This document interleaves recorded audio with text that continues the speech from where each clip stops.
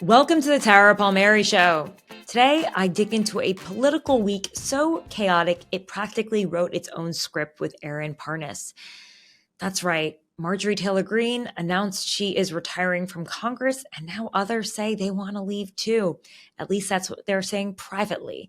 And Kevin McCarthy, the former Speaker of the House, is saying that she's a canary in the coal mine. This is where the House is heading. They're over it. They're tired of being members of Congress. Then there's the foreign policy soap opera, the Ukraine-Russia deal that somehow everyone knew about except Marco Rubio.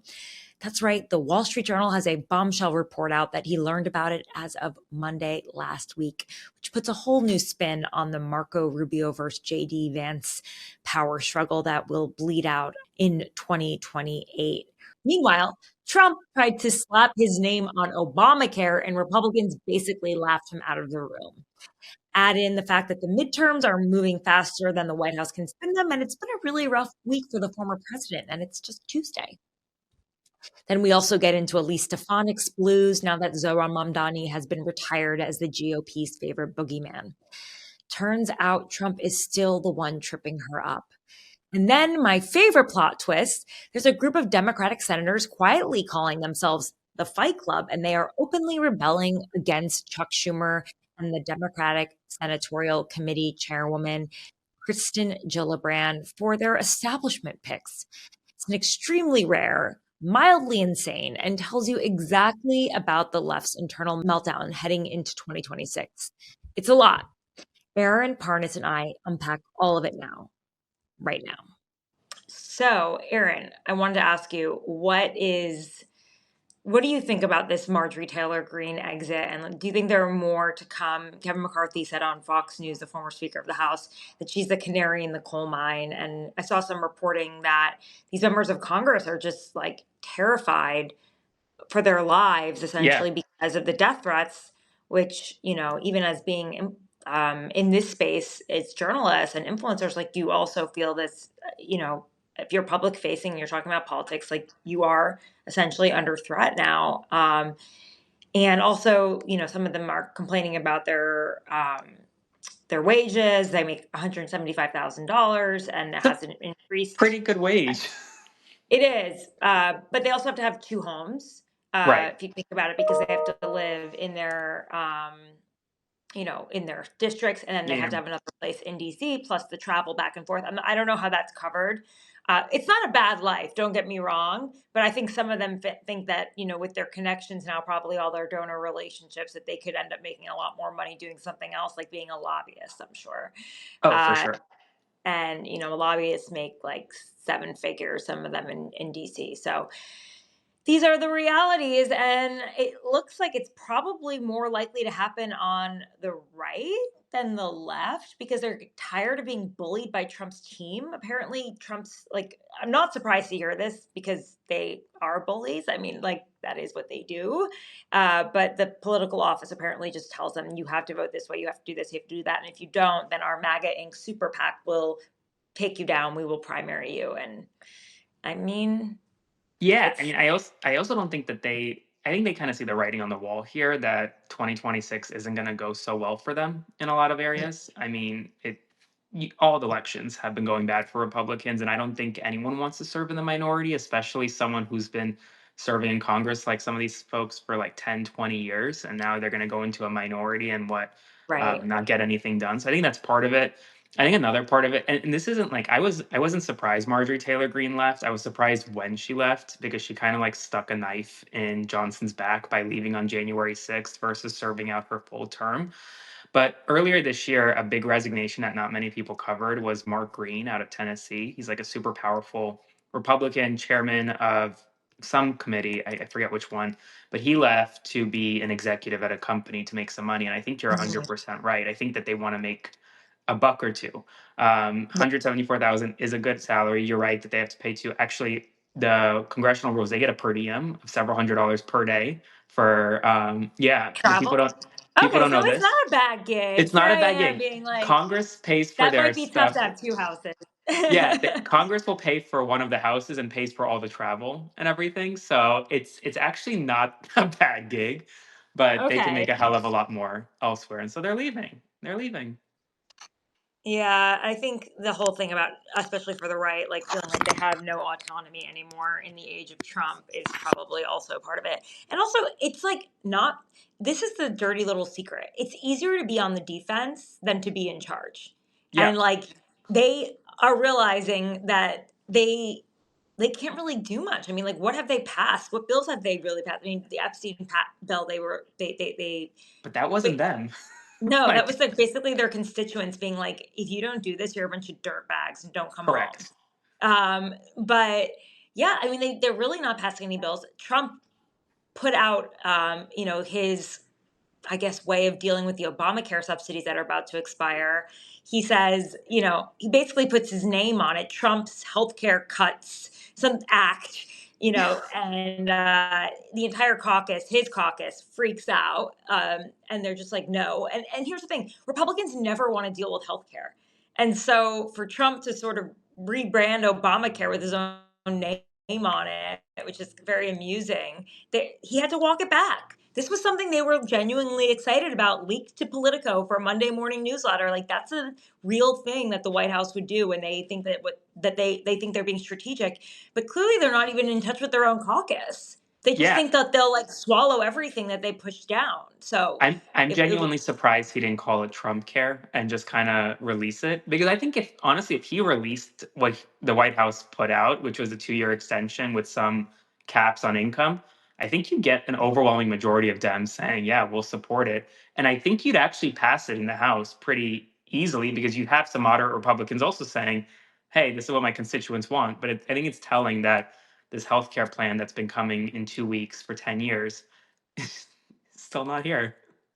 yeah, no, I think you're right. I mean, the numbers also show, his pollster Tony Fabrizio was doing some polling, and it showed if we don't sort out the Obamacare subsidy issue, we're going to get creamed in the midterms.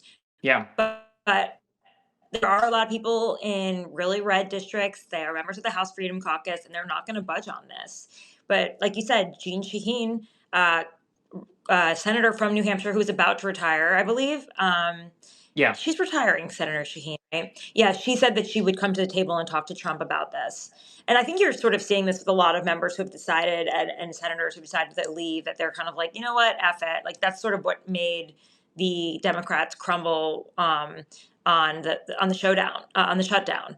It was just like a handful of members who were like, we're not running for reelection, and we don't want to deal with the holiday mess, and they came to the table, and now, Schumer took a beating for that, and he continues to take one today. Yeah. Yeah. Okay. Fight Club, Fight the Fight Club. Club, a group of senators who have dubbed themselves the Fight Club people. Chris Van Hollen, Tina Smith, Connecticut's Chris Murphy. Everyone knows Bernie Sanders and Elizabeth Warren. So obviously, a group of the more progressive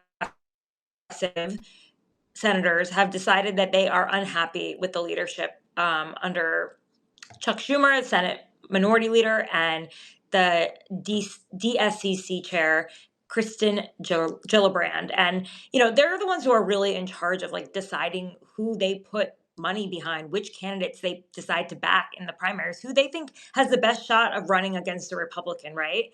And often they're going to favor the incumbents, but they're also Yeah. going to pick more usually establishment type candidates. And so this group has argued, quote, that the party must embrace candidates willing to challenge entrenched corporate interests, fiercely oppose the Trump administration, and define their own party's orthodoxy. So this is basically like a rage against the Democratic machine, which you always see happening in every party, but more so, I think, in the Democratic Party. I think it's a good thing that this is happening, honestly, in this time.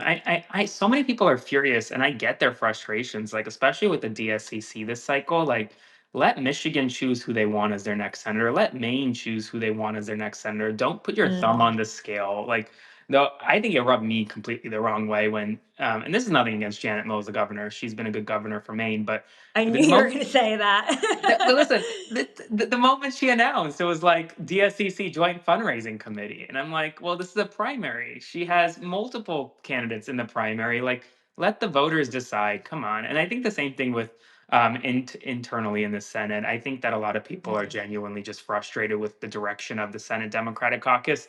If I had to predict, I don't think Schumer will run for reelection. I don't know that he really can. I don't know that he'd win. And I think that like it's time for a new generation of leadership. And whether that comes out of this fight club, someone like Chris Murphy, who I think has been angling either for this or for president, or someone's not in this fight club, like someone like Brian Schatz, who I know has been angling it. Then come on, like the best time for an inter-party kind of like fight like this is at a time where the party's not in power. It really is, because Yeah. like who cares what'll happen? Like no one's going to remember this, and at the end of the day, it'll only make the party stronger. It is very unusual, though, for a group of sitting senators to wade into Yes. contested primaries. So I'm this is not curious a who normal moment. leaked that to the Times. Which one of those senators? I mean, I'm sure they want it out there. Yeah, I think that this is a way to actually make their pressure campaign happen. I bet they all did. I mean, true. this is what they want. But yeah, more headaches for Schumer, who you think he's not going to run again? I can't imagine. I don't think. I I mean, what can't imagine him going out as minority leader, and I don't think. I mean, I hate like for everyone who's hoping that they're going to win the Senate in 2026. I don't think he's taking back. I just don't think the numbers are Yeah, there. I don't think Like, Democrats have a shot to win the Senate in 2026 because that would require them to win a state like Iowa and Texas, and that's like right? that. I mean, let's be realistic here. Like, could it happen? Anything's possible. Pigs can fly, but like, I think it's more realistic that we're in like a 50-50, 51-50, like or Yeah, 51-49 split. I think, like Schumer runs. AOC might primary him. Letitia James might primary him.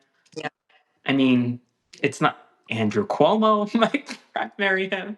yeah. But I know. I think the people have spoken. Andrew Cuomo, go away. Yeah. Apparently, I don't know if you saw his email yesterday that he sent out to supporters, but it looks like he's running again for something.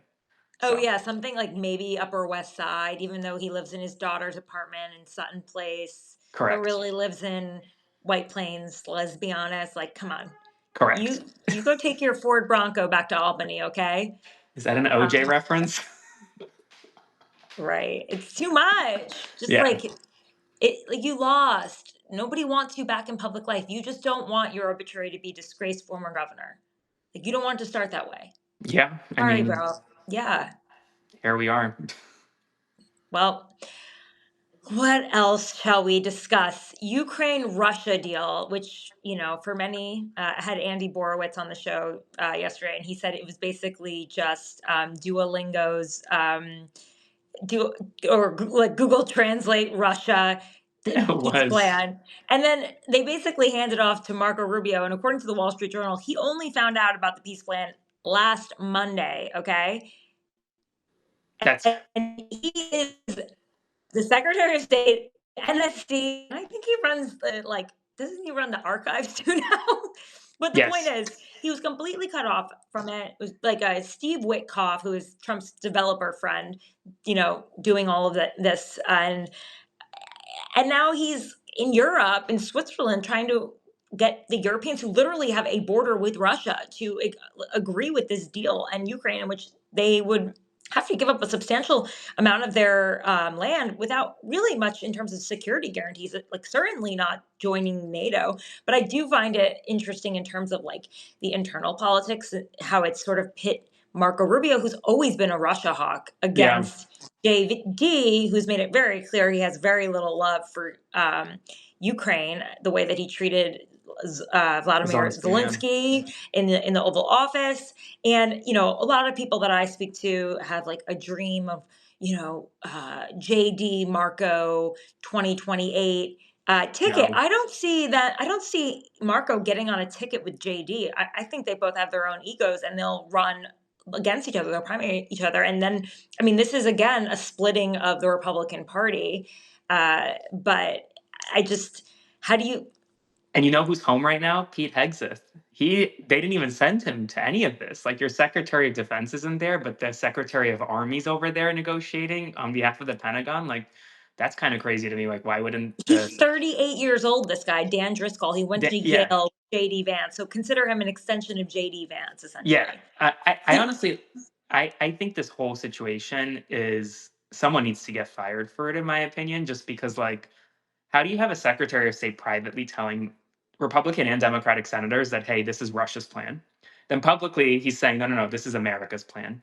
Ukraine and all European allies saying, hold up, that we didn't negotiate, we didn't contribute to this. State Department saying Ukraine contributed to this. The media saying that they have a deal when Russia hasn't agreed to anything. It's all a complete clusterfuck. And it's been happening now for 9 months because you don't do diplomacy this way. And I think people need to recognize, and I think the Trump administration is slowly recognizing that Putin wants Ukraine, all of it. And he's not going to stop until he gets all of it. So ultimately, it's going to be like, well, Ukraine will probably have to give up some territory, unfortunately. But and then what? Like, what happens in 3 years when Putin says, you know what, I want more. Let's go in more. Because NATO guarantees are pretty much off the table in this deal. Ukraine's army is limited to a certain amount in this deal, so it's setting Ukraine up for failure in a lot of ways. And do we really think that Putin is going to accept anything that's, No. and also even if he does, that there's no, he doesn't stick with his word. Like, the paper is useless. Like, you might as well not even sign it. And he's actually put a lot into this war. A lot of men have died, and Yeah. it's been a long, expensive war for him. Yeah. No. It's very. I mean, it. At the end of the day, it doesn't really matter to him in terms of like he can continue fighting forever because like he has such a power grip on Russia that like he's not Yeah, going president. anywhere. Yeah.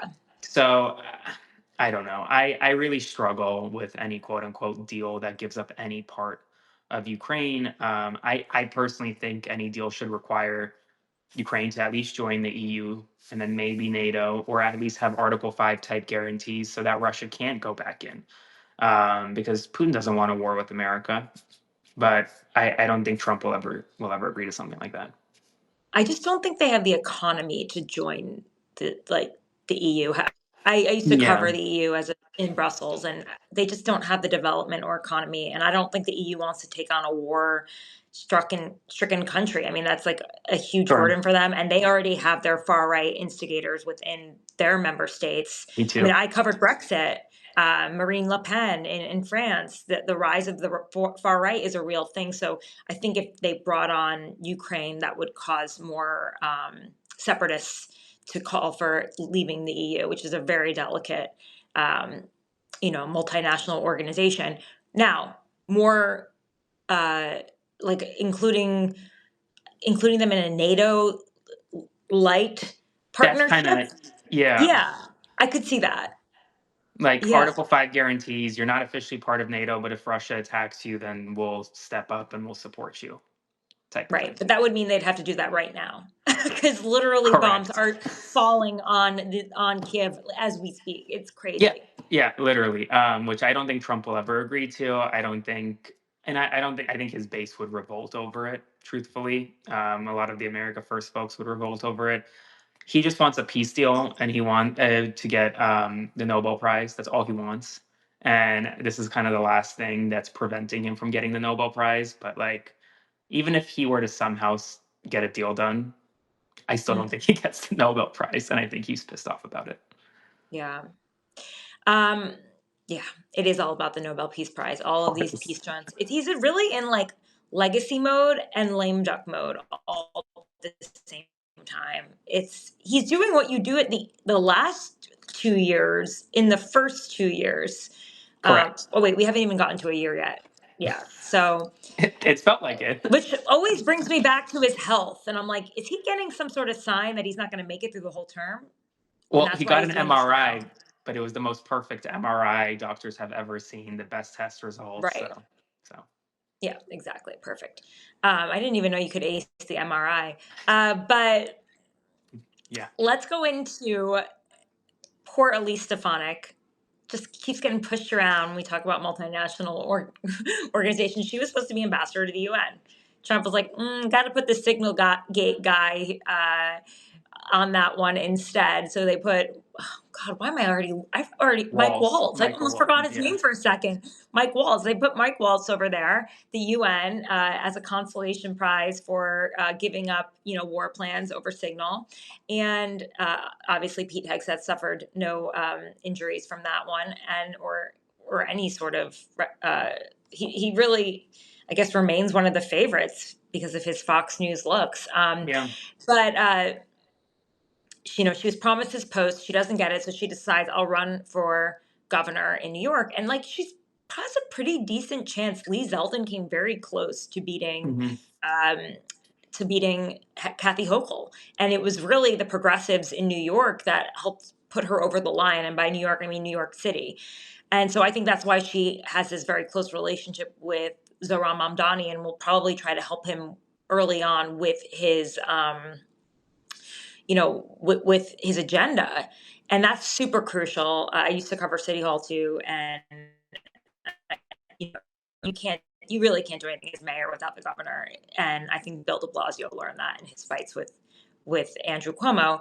But, now she's kind of in the blues right now because Trump's hugging Zohran Mamdani. I mean, if a picture tells 1,000 words, I mean, they weren't physically hugging, but the way that they were talking, the way he looked at him, saying we have the same, I understand your affordability message. We have the same voters. And she was planning to use Mamdani as, that was going to be her boogeyman for this campaign. And frankly, all the Republicans were hoping for that. This communist from New York in 2026. And here's Trump bear hugging him. And I just think she just keeps getting effed over by Trump over and over and over again. When when are you going to learn, lady? When he was like, yeah, no, he's not a jihadist. He's a rational person. I watched that and I was like, that's the end of her campaign right there. Because he just completely undercut her entire Islamophobic rhetoric in one statement. I mean, I don't think Stefanik I think she had a better shot 6 months ago. I think today, with all the headwinds, I think Hochul is gaining more popularity, especially since Zohran's win in the primary, and she embraced him when other Democrats wouldn't. I don't know. I think Stefanik will lose by 15, 16 points. I don't think it'll be a close race. And then I think Trump may actually find something in this cabinet for her, somewhere like an undersecretary of something in the State Department or whatnot, and move on. Or ambassador to India. That one's already been taken by Sir. Oh, true. Yeah, by the guy who was the head of PPO that he was unhappy with that Laura Loomer was unhappy with for putting deep staters, right? Yes, that's exactly right. Yep. Deep staters slipped in the cracks. Honestly, just make Laura Loomer vice president. Seriously, she is there all the time. Still don't understand that. He calls her. He likes her. That's what she told me. What's on your mind, Aaron? What's keeping you up at night? Right now, the biggest thing actually is the Supreme Court tariffs decision. That, I still go back to that every couple of days because I think it's coming sooner than June. I think it could potentially come by the end of the year. And I think he loses. And I don't know what that means for the American economy when he loses in front of the Supreme Court, because we're going to have to pay back billions of dollars, not trillions, like he says, billions, because we didn't actually get that much revenue. But that's going to kill our economy. And I don't think we're ready for it. So what about you? That should keep us up at night. Yeah. That's a good one. It is also his one consistent policy throughout his entire life, even when he was a Democrat. Correct. He was for tariffs. And if that doesn't work, then, what are you? He loves the T word. He usually there's no word more beautiful than tariff. I think he said that before. He has said that. I mean, I think he has an anvil on him, and it's called Trumponomics. And it's much like Bidenomics in the sense that, Scott Bessent's on Meet the Press or whatever weekend show he was doing saying, the economy's great. Everyone's happy. Everyone's like, no, that's not happening. And once that happens, that's when the dominoes start to fall. And I think that's what we saw with the Epstein vote. I think Yeah. we're going to keep seeing that more and more where like I think that's what we probably saw with his Obamacare proposal, where just a few tweets from like some House Freedom Caucus members, and they're like, well, we'll pull that one back. Like, don't Yeah. you think you should have whipped in advance? Unless became so cocky that they thought that they didn't even need to whip in advance, that they just whatever they put forward, everybody would take it. Honestly, by the end of this term, They're he's going to dealing with be. real division. Yeah, I mean, by the end of this term, Trump is just going to be like, "I'm a Democrat. I've always been a Democrat my entire life. Like, I support y'all. Like, let's work together." He's just going to go where things are popular. I think he's flailing. He doesn't know what to do anymore.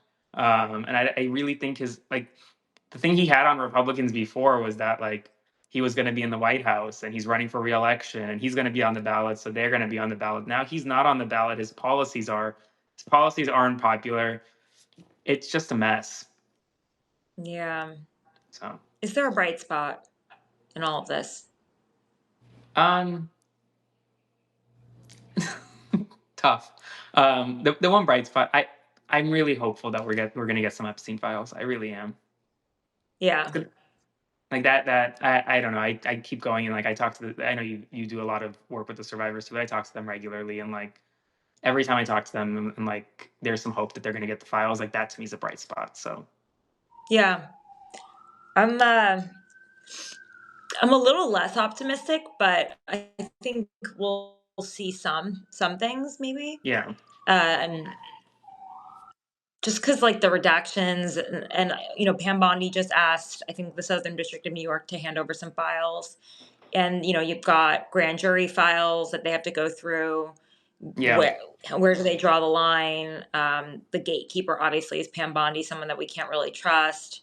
And yeah, I think you're right. I mean, that would be a bright spot, is to see like real transparency. I And hope also, so.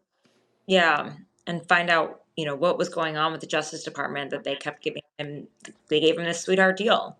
Um, and why President Trump so badly does not want the Epstein files to come out. Yep, And yeah, I think that's right. I mean, we'll see what happens.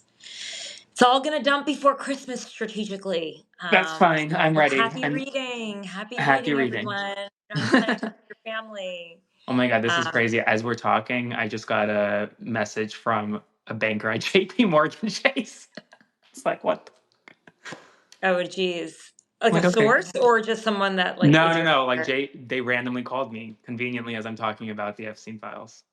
Yeah, Not, well, well, here we are. they bank on, as they say, right? Whatever Yeah, they have to pay is nothing. Aaron, this was great. this is Happy great. holidays. I'm thankful that you got on the line. I know how busy you are. And we should do it again soon, and Yeah, love to just gab about the latest and yeah. share our insights. So Let's do hope it soon. everyone And else is, folks, go subscribe to Tara's Substack if you yeah, haven't. She's great. thank you. And subscribe to Aaron's too. I think it's sideways when this will Sideways. eventually post. All right. Talk to you later. Okay, cheers.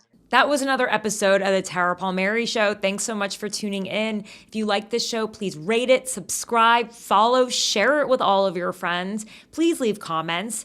If you like my reporting, you can go to tarapalmeri.com. That's TARAPALMERI. You can sign up for the red letter. That's where you can get all of my exclusive reporting and my independent journalism straight to your inbox. It is how you can support my independent journalism. And I will keep at it thanks to you. I want to thank my producer, Eric Apanate. I want to thank Abby Baker, who does my research and my social media, and Adam Stewart on the thumbnails. I'll be back again this week. I'm thankful for all of you. I hope you have a great Thanksgiving week and you're able to take it a little slower.